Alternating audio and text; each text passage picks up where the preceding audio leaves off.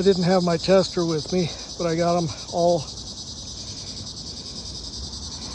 installed. I've got to come up and seal them, and I didn't have my tester to make sure that the wiring's correct. I'm not going to plug them in until I check the wiring.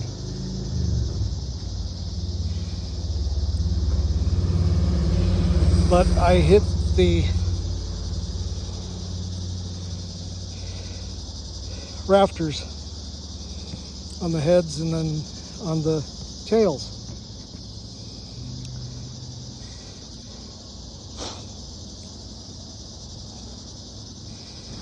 So